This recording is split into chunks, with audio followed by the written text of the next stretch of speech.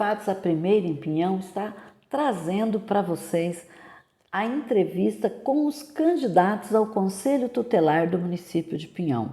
Você sabe que o Conselho Tutelar é um órgão que tem a função de estar trabalhando, cuidando das nossas crianças e adolescentes.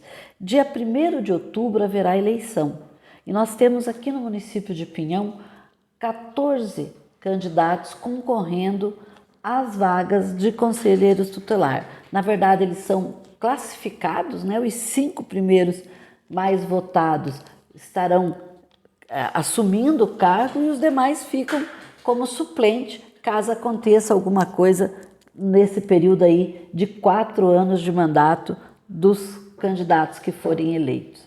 E é bom a gente já começar lembrando a você, cidadão, que é eleitor de 16 anos acima, que você pode e deve ir votar, porque a comunidade é quem vai eleger esses candidatos.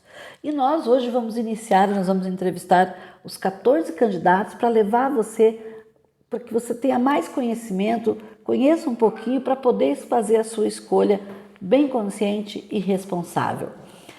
E nós iniciamos essas entrevistas com o Celso Baduino Ribas, né? O professor Celso, que tem 51 anos, é solteiro, graduado em Ciências Sociais e em Serviço Social.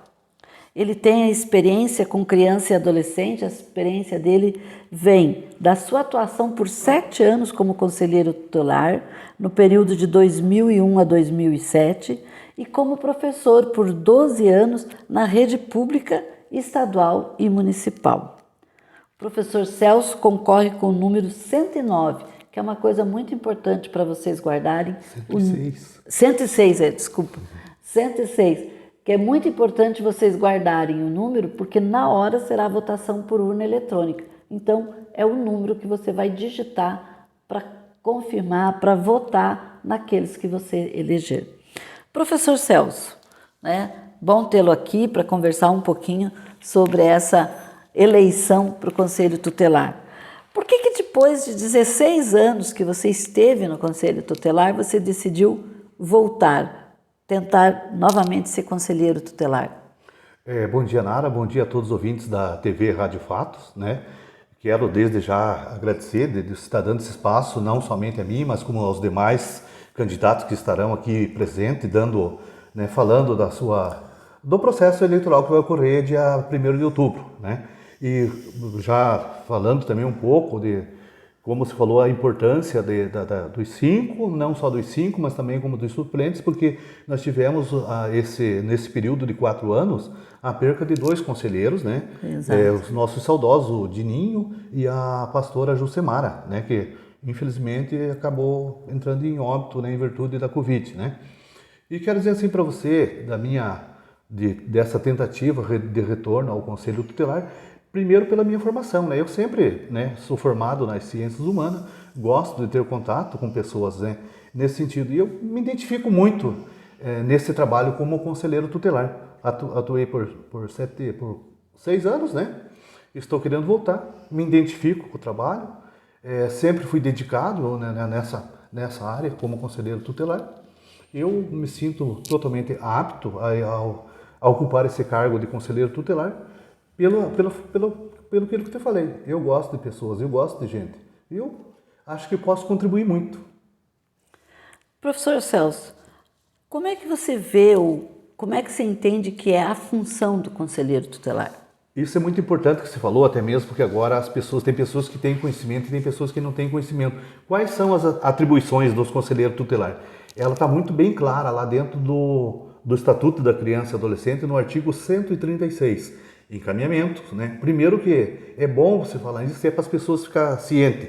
O Conselho Tutelar não é um órgão executivo, né? Ele é um órgão de encaminhamento. Nós encaminhamos para hoje nós temos as redes de proteções, né? Temos o CAPS, temos o CREAS, temos o CRAS. Na verdade, só que todos nós temos que estar conscientes que o Conselho Tutelar é órgão de encaminhamento. Nós fazemos encaminhamento, delegacia, Ministério Público, né? É isso o papel do conselheiro tutelar, né? Claro, fazer o resgate das buscas ativas principalmente na evasão escolar, que no nosso município é muito complicado ainda essa questão da evasão escolar. Poderíamos citar alguns problemas da evasão escolar: gravidez na adolescência, né? Casamento precoce, até por uma questão cultural mesmo do nosso município, né? De não valorização da educação. Temos professores maravilhosos, gestores super competentes, mas infelizmente ainda o problema está lá na família. Não valoriza, por falta de perspectiva de vida, a ideia de que, até falo eu que, tipo assim, pobre não tem chance. Ainda temos que desconstruir isso, embora seja um problema cultural, nós temos que desconstruir essa ideia. Também. E você que está aí nos acompanhando, né, nessa entrevista pelo canal do YouTube ou pela nossa página do Facebook, lembre que você também pode abaixar o aplicativo da TV Fatos, que vai tornar tudo mais prático e rápido para você estar acompanhando as nossas reportagens. E por falar nisso, no dia 7 de setembro, dia da independência do Brasil, a TV Fatos vai acompanhar o desfile cívico do município de Pinhão, do início ao final. Então, se você quiser estar por dentro do que vai estar acontecendo no desfile 7 de setembro, esteja ligadinho, acesse a TV Fatos. Professor Celso, o senhor até comentou aí, né, sobre o papel da família. Então, na sua opinião, qual é o papel da família, da comunidade, da escola na proteção e promoção dos direitos da criança e do adolescente? Olha, toda e qualquer sociedade, se não valorizar essa base, porque a base de uma sociedade é a família. A partir do momento que essa base, né, não for mais valorizada, consolidada como base de uma sociedade, já estamos com uma sociedade doentia. Então, até mesmo porque essa obrigação da questão de educação, quem educa são os pais. Né? Os pais são responsáveis pela educação, de passar bons modos, hábitos, costumes e valores, e isso compete totalmente à família, não à escola. A escola, professores, como quem sou eu para falar em educação, falando com uma pedagoga, com você, Nara. Então, né, eu posso me colocar como um projeto de professor, né? Embora eu já tive uma longa data em sala de aula, mas sempre é um processo de aprendizagem. Mas o professor é um mediador de conhecimento, né? A questão de educar os filhos compete unicamente, exclusivamente aos pais. E já tem, a gente que trabalha ali no conselho, às vezes chama a gente, claro que a gente não é nada lindo, mas venha dar um susto no meu filho. Poxa, vai assustar o filho. Venha buscar meu filho para levar para a escola porque ele não quer ir para a escola. Isso não é papel nem do professor e muito menos do conselho tutelar, do conselheiro tutelar, né? Eu acho que a família é essencial. E principalmente falando nesse sentido. Porque ontem, até mesmo, nós estávamos falando recentemente, hoje nós sempre vamos estar passando por um processo de seleção, vamos estar sendo selecionados, via concurso público, via teste seletivo. Então, quer dizer, as pessoas mais aptas, mais bem preparadas, que vão ter mais chance no mercado de trabalho ou em outras áreas, né? Então, nós temos que chamar muito a atenção das famílias para que eles trabalhem muito nessa conscientização dos filhos, que valorizem esse momento, esse espaço que eles estão lá dentro da sala de aula, né? É o meu pensamento. A família é tudo, é a base. E você acha que é importante o Conselho Tutelar criar laços, criar ações que integre a família, a escola, nesse trabalho de proteção da criança? É essencial, né? O Conselho Tutelar nessa parte ele se torna essencial. Só que sim, não podemos esquecer a obrigação de quem é. Família. O Conselho Tutelar, quando está acontecendo essas situações de evasão escolar, o Conselho Tutelar é a orientação do quê? De ir atrás dos pais, notificação, orientação, né? E em casos de não retorno desse aluno, até mesmo encaminhamento ao Ministério Público por abandono de incapaz. E aí o pai poderá ou deve responder, né? Por abandono de incapaz. Opinião, ainda se existe muito assim, poxa, porque se não acontece aí que eu falei a questão do encaminhamento, nós encaminhamos. Quem executa é lá para frente. Então, aquele órgão que tem esse papel de tomar essa medida de responsabilizar os pais, precisa fazer a parte dele. Senão, amanhã depois, nós vamos perder a credibilidade como conselheiro tutelar. Porque eu fui lá e falei, você vai responder um processo caso seu filho não volte para a escola. E você não vai responder o processo, amanhã depois eu vou virar chacota. O conselheiro tutelar acaba virando chacota desses pais que podemos chamar até mesmo de pais irresponsáveis. Também. Lembrando a você que gosta de esporte, que gosta de estar por dentro do que acontece com o esporte, então você tem que acompanhar a TV Fatos. A TV Fatos está fazendo a cobertura direto do que acontece na área de esporte no município de Pinhão. Inclusive, nas quintas e sexta-feira, está fazendo a cobertura ao vivo do Campeonato de Futebol 7. E no domingo, está acompanhando o campeonato da Liga de Vôlei Municipal. Então, estejam acompanhando, estejam na TV Fatos, porque onde tem esporte, a TV Fatos está presente. Professor Celso, o senhor o último ano que o senhor teve como conselheiro efetivo, né? Porque agora você também passou por um período de tirar férias de alguns, né? Foi em 2007. De lá para cá, você considera que mudou o trabalho do conselheiro titular? Houve mudança nas leis? Você acha que a atualização é uma coisa importante? Com certeza, toda e qualquer atualização é muito importante.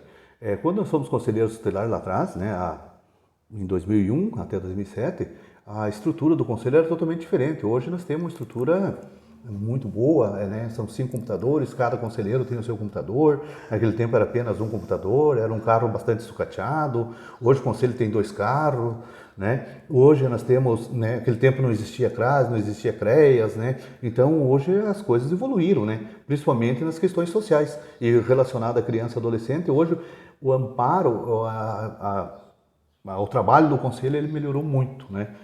Hoje podemos dizer que está muito bom, dá para fazer um trabalho muito bom, os conselheiros têm feito um trabalho bom, né? Lembrando também, até não vai corresponder isso, mas é bom até a gente citar que todos os 14 candidatos passaram todos pelo mesmo processo, todos estão aptos a concorrer à eleição, né? Eu quero relatar isso porque eu penso assim que nós temos que tomar muito cuidado naquilo que a gente vai falar, principalmente eu que estou dando a primeira entrevista, estou sendo o primeiro a falar, porque amanhã depois a gente não sabe quem são os 5 conselheiros que estarão lá junto e nós temos que ter uma boa relação. Então, esse cuidado de nos respeitar. Isso é muito importante, né? Professor Celso, a gente sabe que o conselho tem a função de atender, vamos dizer assim, depois que o caldo entorna, né? Mas ele também pensa e reflete sobre a situação, até porque ele vive a situação de perto, né? O que é possível ser feito, como é que o senhor vê que é possível fazer ações para prevenir a violência e a exploração sexual da criança e adolescente? Realmente, porque esse é um processo histórico e cultural, né? Tipo assim, não deveria ser, não poderia ser, e até mesmo porque é um crime. Mas é um processo cultural, esses casamentos que a gente vê, principalmente nas comunidades mais do interior, aí você vê meninas de 13, 14 anos casadas com homens de 60, 70 anos, casos de vendas de filho, né? Coisas que são absurdas, que às vezes quando chega ao conselho, essa menina já está até grávida, às vezes, sabe? Quer dizer, já é fato consumado, né? O que acontece? Eu acho que esse trabalho de prevenção é muito importante que você está falando, e o trabalho de prevenção está direcionado mais ao CRAS, sabe? Centro de Referência de Atendimento, né? Então o CRAS tem esse papel de ir lá fazer o trabalho de prevenção. O conselho pode acompanhar, né? Chamando um assistente social, chamando um psicólogo, fazer esse trabalho de campo, ir a campo, né? Tipo, depois que o fato já ocorrido, vai ser feito os encaminhamentos e tomadas as medidas cabíveis. E isso, às vezes, o que acontece, professora, que às vezes as pessoas ficam assim decepcionadas com o conselho. Por quê? Mas o conselho esteve aqui, pegou aquele cara que cometeu um ato, aquele indivíduo que veio, violentou, estuprou uma criança, mas ele continua na rua. Mas as pessoas não entendem, não compreendem que o conselho fez o papel dele, encaminhou para a delegacia, o delegado encaminhou para o Ministério Público, o Ministério Público encaminhou para o juiz, e existe um prazo, né? Tudo isso tem prazo. Todo mundo tem direito de defesa, e é isso que as pessoas não entendem. E, infelizmente, a gente sabe que em alguns casos passa 1 ano, 2 anos, até 3 anos, e essa vítima, essa pessoa que sofreu essa violência sexual, ela vai estar se encontrando com esse indivíduo na rua. E daí o que acontece? As pessoas veem isso e às vezes, nossa, do que adianta ter conselho tutelar? As pessoas não entendem que nós fazemos encaminhamentos. Nós não somos órgãos executores. É muito importante que fique muito bem claro para a sociedade o que é o papel do conselho. Órgão de encaminhamento. Muito bem. Professor Celso, agora o senhor fique bem à vontade para pedir o seu voto. Então, aproveitando esse momento, né, eu quero me direcionar a todas as famílias do município de Pinhão, aos meus alunos, aos meus colegas de trabalho, aos professores, e quero pedir o voto de vocês, né? Quero dizer que vou ter o maior orgulho em representar vocês dentro dessa instituição, dentro desse órgão, que é o Conselho Tutelar, da melhor maneira possível. Desde já peço o voto a todos os cidadãos do município de Pinhão. Celso Balduino Ribas, professor Celso Balduino Ribas, número 106. Obrigado a todos.